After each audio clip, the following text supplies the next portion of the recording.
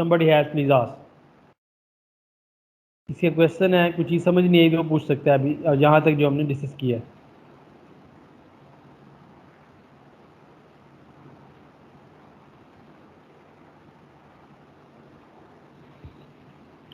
Yes sir, yes आपने कहा कि हम एवरेज ले लेते हैं ना रेनफॉल का डाटा। जी जी जैसे हम पाकिस्तान मतलब हम अपने कंट्री को ले लेते हैं, तो जी जी. कुछ एरियाज ऐसे हैं जिनमें बहुत ज़्यादा बारिशें होती हैं, ये नॉर्दर्न एरियाज हमारे।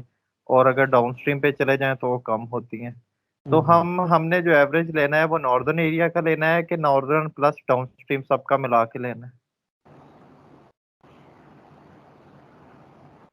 Yes, it depends. If you are to report for a country like overall for Pakistan, so that you have to take average for all. ठीक है कि यहाँ समर में इतनी बारिश होती है, विंटर में एवरेज बेस पे इतनी बारिश होती है. ये भी एक तरीका है. दूसरा तरीका ये है कि we normally report the range. For example we say that average annual precipitation in Pakistan ranges from say 75 millimeter to around 250 या 300 millimeter. तो ये भी एक तरीका है कि हम जो लो प्रेसिपिटेटिंग एरिया उनकी एवरेज ले लें और जो हाई है उनकी लैदा ले लें, तो एक रेंज बता दें कि पाकिस्तान में प्रेसिपिटेशन जो है इस तरह वेरी करती है. ठीक है, या वो एक ही फिगर बताते हैं, वो भी एक है. दोनों तरीक़ों से हो सकता है. Okay sir, thank you. अच्छा, ये मैंने बताया है एवरेज रेनफॉल या एवरेज एनुअल रेनफॉल या एवरेज वीकली रेनफॉल या एवरेज मंथली रेनफॉल निकालने का तरीका.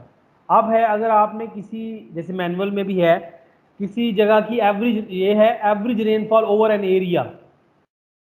अब किसी जगह की आपने स्पेसिफिकली एवरेज रेनफॉल निकालनी है और उस जगह पे से 10 रेन गेजिंग स्टेशन है या 20 रेन गेजिंग स्टेशन है या एन कोई भी number of rain gauging more than 1 station है, तो उसके लिए जो मैं उसके लिए फिर पी आई क्या होगी, that will be precipitation at I recorded at I F station and N is the number of station. तो इस तरह इसको मुख्तलिफ तरीक़ों से यूज़ किया जा सकता है. अगर आपने किसी जगह की एवरेज एनुअल निकालनी है तो वो पी एवरेज जो है annual precipitation, average annual precipitation बन जाएगी किसी एक स्टेशन पे.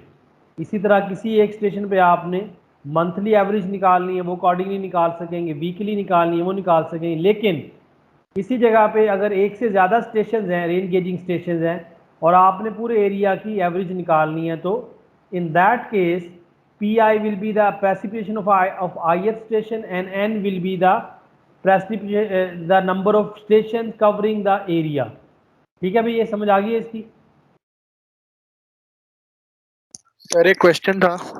यस सर आइलैंड, जो आइलैंड्स होते हैं जैसे कि वेस्ट इंडीज वगैरह हो गए, उनमें जो है वो रेफरेंस पॉइंट कौन से होते हैं, कितने होते हैं? पूरा आइलैंड ही होता है एक ही?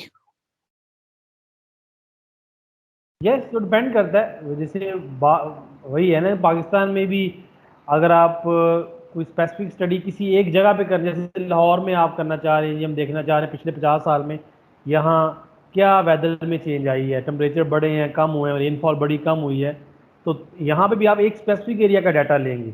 डाटा मुख्तलिफ एरिया का रिकॉर्ड हो रहा होता है, लेकिन जब आपने एक ओवरऑल कंट्री की बात करनी है तो फिर एक फिगर एवरेज देंगे या रेंज ऑफ फिगर दे देंगे. ठीक है, कि वो कंट्री जो है वो जो है, अब इसमें असल में जो रेनफॉल है इस वाले से वो यूज़ होती है कि वो कंट्री एरिड एरिया में आएगी, यानी कि ड्राई एरिया में आएगी, या वो कंट्री ह्यूमिड एरिया में आएगी.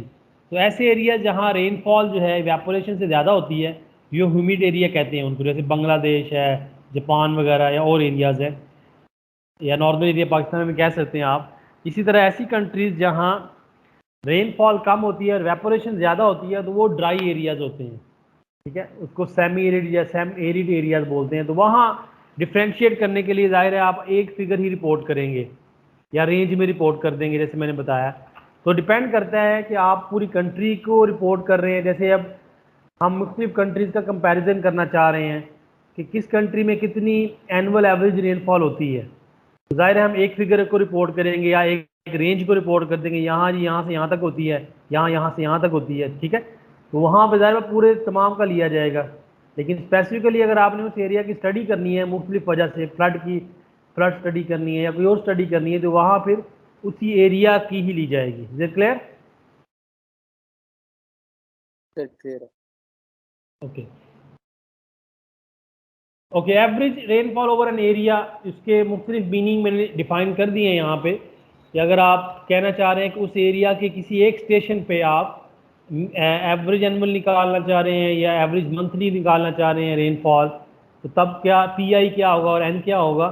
और अगर आपने उस एरिया में एक से ज़्यादा गेजिंग स्टेशन है, रेन गेजिंग स्टेशन हैं, और उन तमाम की एवरेज निकालनी है, तब पीआई का मतलब और एन का मतलब क्या होगा। ठीक है, that I have explain over here.